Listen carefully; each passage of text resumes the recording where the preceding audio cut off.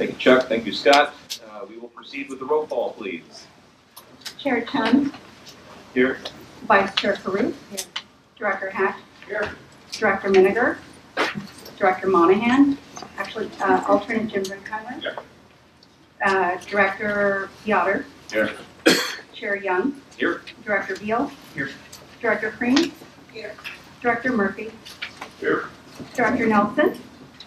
Director Puckett. Here. Director Boyd. Here. Vice Chair Bartlett. Here. Director Ferguson. Present.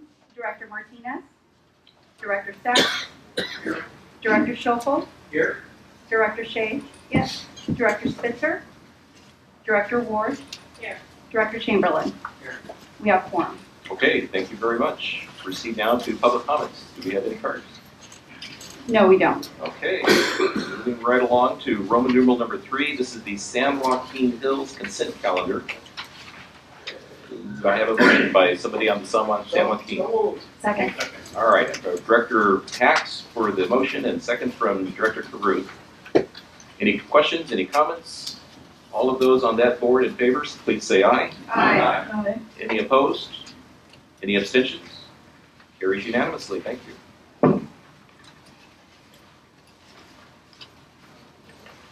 Moving on to Roman numeral 4, this is the Foothill Eastern consent calendar items 1 through 3 and 6 through 7. Entertain a motion.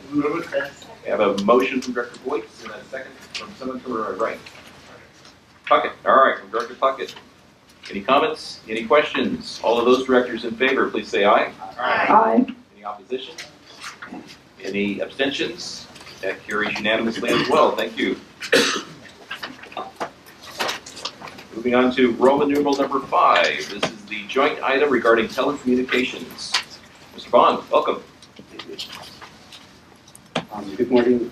I'm Jeff Bond, Director of Information Technology for the agencies, and the item before you is an award for contract for the agency's telecommunications services. And Jeff, if I may pause you for just a second, I understand that Director Schofield has stepped out. He has a potential conflict and has chosen not to participate.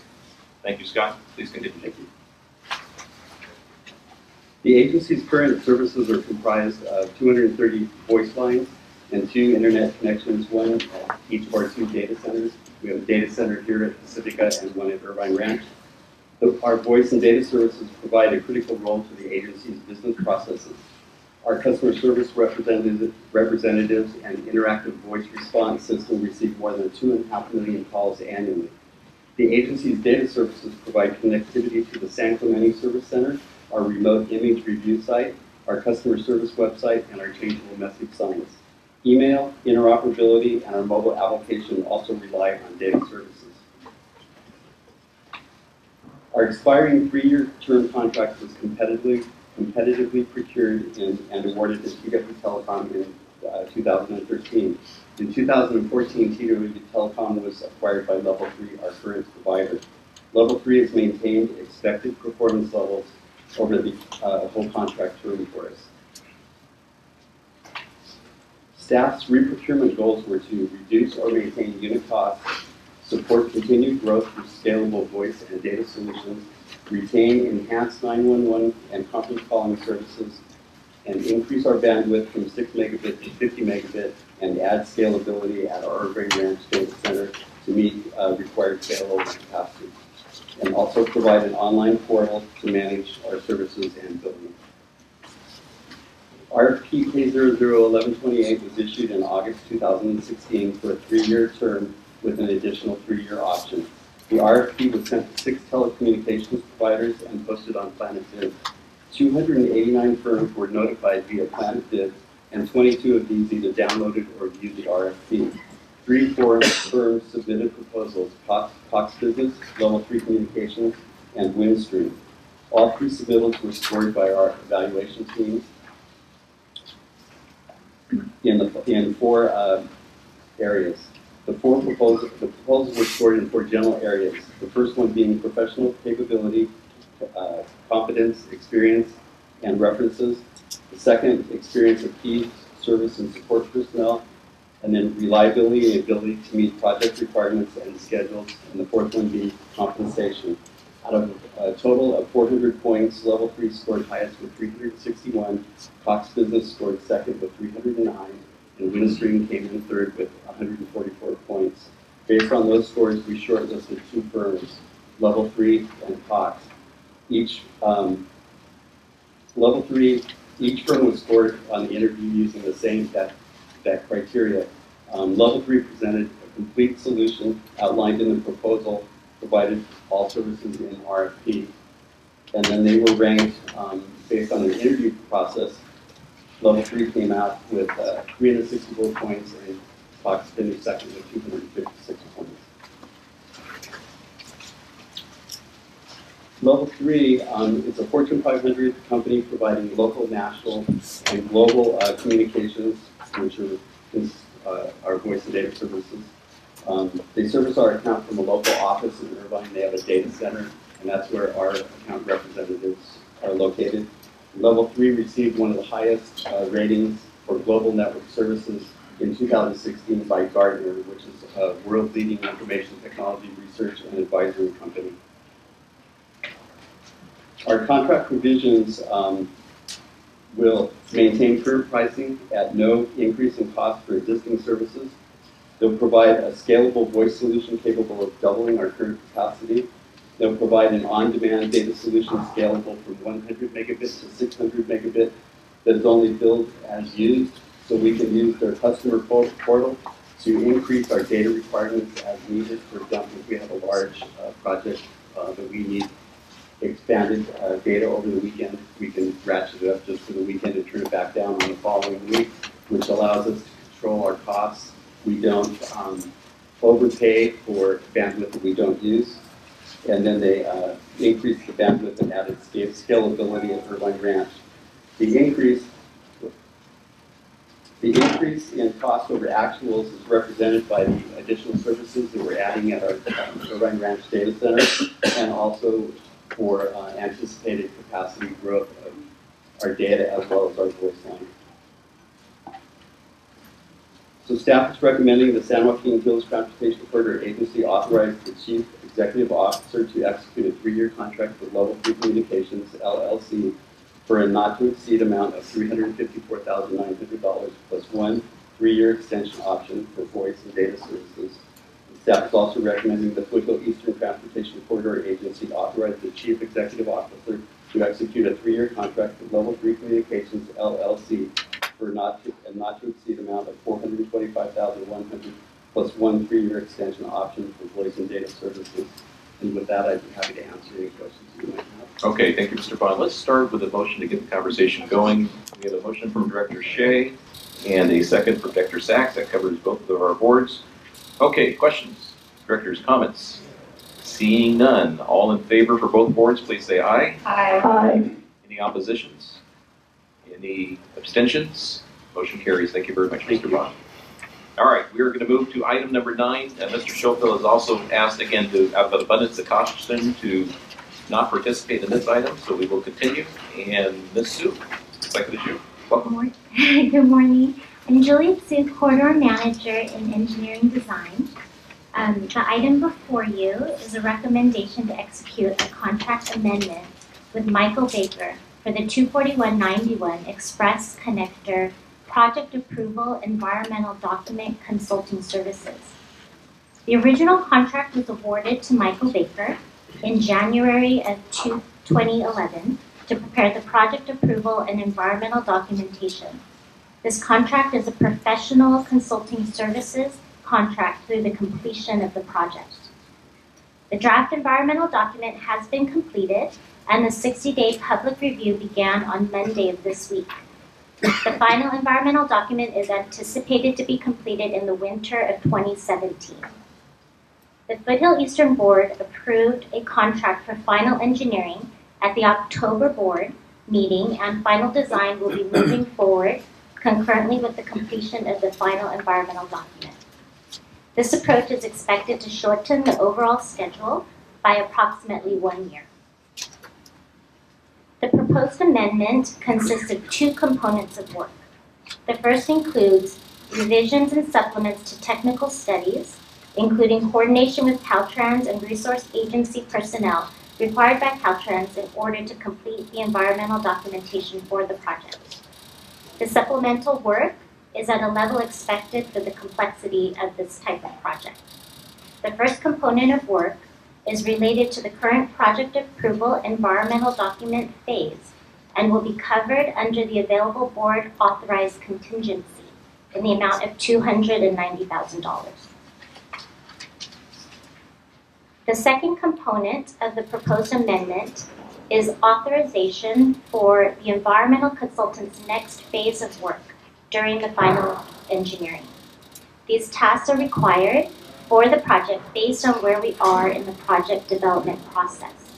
This work includes items such as review and coordination with Caltrans during the final engineering design to evaluate potential impacts to the environmental documentation, performing biological and cultural resource surveys for potential design innovations that could be proposed by the final engineering consultant related to value analysis, preparation of a categorical exemption, categorical exclusion, and environmental commitments record in support of field work required for the final design.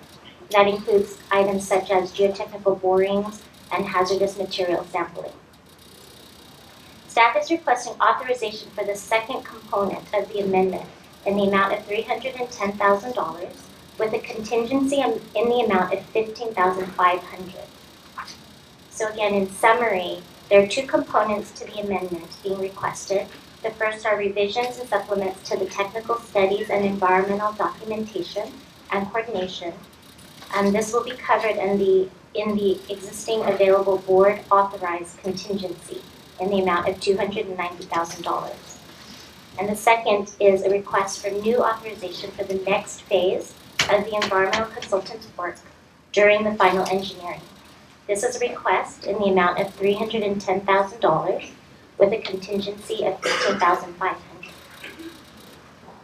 So at this time, staff is requesting authorization to execute amendment number 5 with Michael Baker International for consulting services in support of the 24191 Express Connector project. Authorization of $310,000 is requested to augment the available contingency funds with a 5% contingency in the amount of $15,500. That concludes my presentation. I'm happy to answer any questions. All right, Julie, thank you. Let the record reflect, please, that Director Miniger has joined us. Christina, you will no longer have to vote for him, so we appreciate your service in the last couple motions. Fred, welcome. We appreciate it. All right, is there a motion? This is a Foothill Eastern item only. Thank you from, was that Carrie or was that Christina? Shea. Christina, thank you, Director Shea. And a second from Director Kring. Any questions? Any comments? Yes, Director Sachs. I'm curious about the $15,000 contingency on this type of for a consultancy. What kind of contingencies would there be if they're just reviewing plans and such? Well, they're doing field work. They're doing quite a lot of things, not just doing reviews, but they are doing field work. They'll be working with Caltrans to get the environmental commitments record completed. So there's a variety of services that they'll be performing. And so the contingency is just in the event there may be some items outside of what had already been anticipated in this $310,000. And if you don't need it, you won't spend it, right? And if we don't, right, exactly. If we don't need it, it's just a contingency and we won't use it. Mr. Chair, I'm a little concerned about contingencies that have taken the place of change orders in some degrees. As a blanket protection. This is, if you go out and field, don't fall in a hole. I mean, I don't understand why you need contingencies on issues like that. But here comes the answer. Listen to the answer. Just in time to save the day. I'm sorry, good morning, Valerie McFall. Typically, contingencies are required for this type of work when you have to have additional meetings with the resource agencies that you don't typically expect. They account for maybe a couple of meetings with the agencies, but at times the agencies will ask for additional research information, additional survey work, and you may have to do more than one survey over a different season, whether it be spring or fall. So this gives you a little bit of cushion in case the agencies come back and ask for additional information beyond what they're anticipating at this level or at this time. Okay, thank you. Good, thank you. Any other questions? All right, we have a motion and a second on the table. All in favor of the staff's recommendation on Foothill Eastern Board, please say aye. Aye. Any opposed? Any abstentions? Thank you very much, ladies and gentlemen. Thank you, Julie and Sue. Okay, this takes us to the Chief Executive Officer's report. Mr. Craven. Good morning, Mr. Chair. A couple of items to report this morning. First, traffic and revenue for the agencies.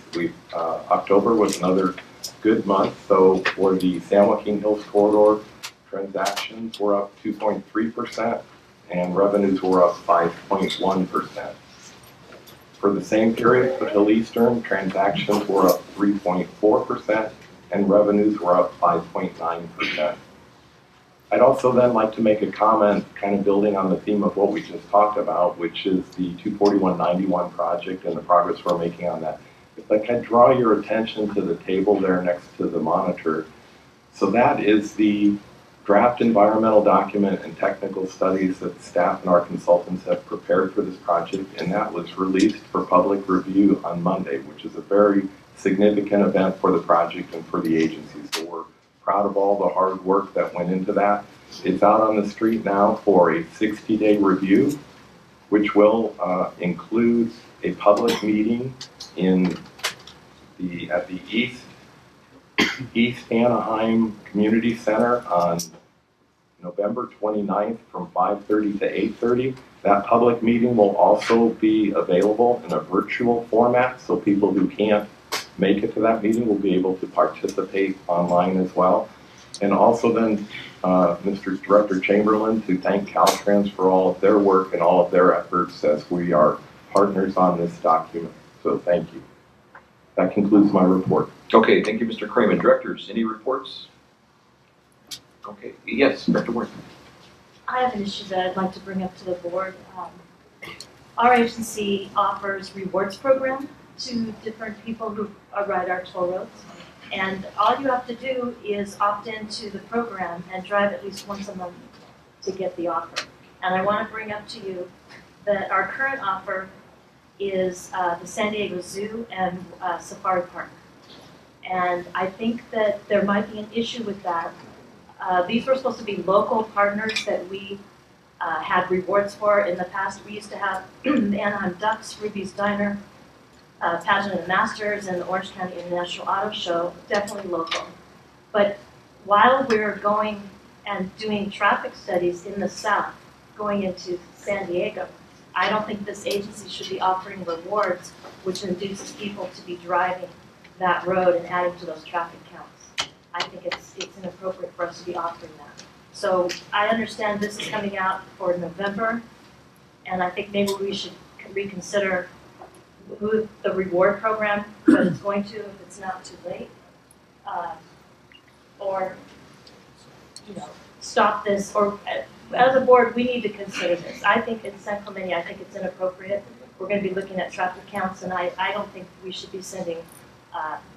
Right now, there's 320,000 accounts that could get this offer if that are opted in. So it's something that I just think is inappropriate while we're studying the traffic. Okay, that's a great comment. But has the offer already been circulated? I know I've seen it. Okay. It's already been circulated and we have signed contracts, but a good point. We will take those comments into consideration for the future. Right. And I appreciate the traffic concerns. Thank you for bringing that up. As life members of both the zoo and the Wild Animal Park, I'm happy to report that the giraffes still are striped and the zebras still have long necks. So that we are in good shape. Directors, please. I know it seems early, but the holiday season will be upon us shortly. So mark your calendars for December the 13th. The supervisors will have their board offices open for a holiday open house, December 13th from 3 to 5 at the Hall of Administration. Thanks. Very good. Director Sachs. As I was driving in this morning, I saw our general counsel trudging across from down the road. I don't know what he did to be banned from parking on his property here. But I think it's about time we lift that ban, and we'll have General Counsel Joseph depart closer to the facility. That's all. Thank you, Director Sack. I gotta say, There's a motion and a second. Discussion though, please. It wasn't properly agendized. All right. Next month we will look into that, Mr. Joseph. All right, any other questions? Speaking of Mr. Joseph, would you please announce our closed session for us? Yes, Mr. Chair, the Foothill Eastern Board only will be convening a closed session for a conference with legal counsel regarding existing litigation under Government Code 54956.9, subdivisions A and D1, for the 7 items listed on the 7th page of the agenda. We do anticipate reportable action out of that closed session, and then I believe we need to adjourn the San Joaquin Hills. Okay. All right, and so we will adjourn the San Joaquin Hills meeting to the next regularly scheduled meeting. And directors on the San Joaquin Hills board only, if you choose, I believe there's still some coffee and pastries in the other room, so enjoy the coffee and pastries. There is no coffee? Coffee's over there. Coffee's over there. Well, there's a reason you guys are San Joaquin. Lots of luck. Try to find it on your own. And with that, we will go to closed session. Thank you very much.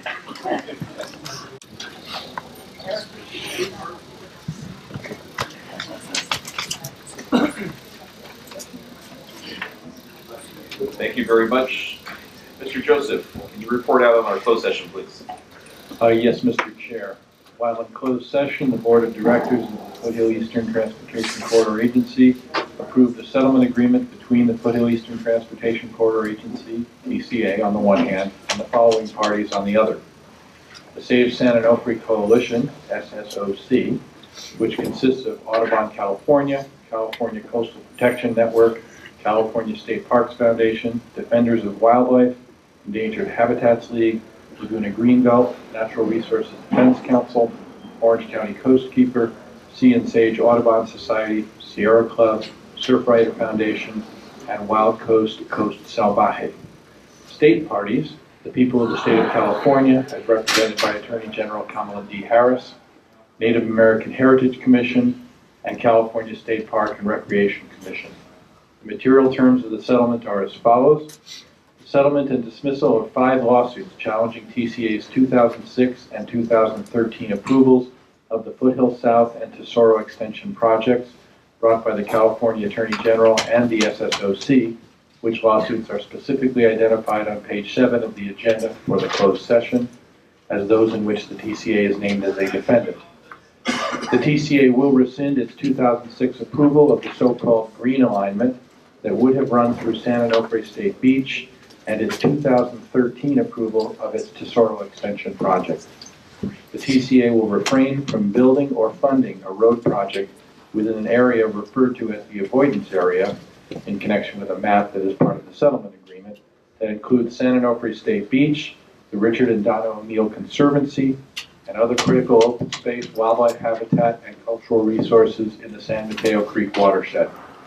The TCA and SSOC will cooperate in seeking additional long-term protections for the avoidance area in the form of legislation, interagency agreements, or conservation agreement easements.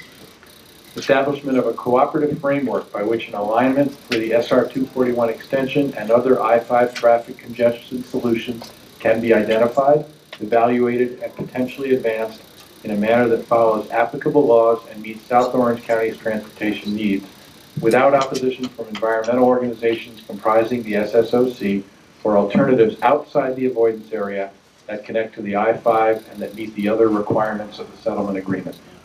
TCA may take preliminary actions related to construction of the Oso Street Bridge project, including required environmental review and design activities for the bridge, land or right-of-way acquisition, and construction related to Los Patrones Parkway, but requiring completion of environmental review for SR 241 extension and adoption of a post-settlement alignment for additional protections in place prior to construction. TCA may collect tolls on Los Patrones Parkway subject to certain conditions. TCA shall establish a $28 million conservation fund to help preserve and restore San Mateo Creek and its watershed. TCA and SSOC shall jointly develop a coastal access management plan to ensure public coastal access in San Onofre State Beach is maintained and enhanced. SSOC shall be reimbursed for $7.1 million in legal and other costs incurred. State parties shall retain full authority to enforce any environmental or other law. The directors voted on this item as follows. Directors Bartlett, Sachs, Schofel, Shea, Young, Beal, Kring, Murphy, Puckett, and Voights voted aye. Directors Ward and Ferguson voted no. Okay, thank you, Mr. Joseph. Having no other agendized items before the board, we'll adjourn to the next regularly scheduled meeting.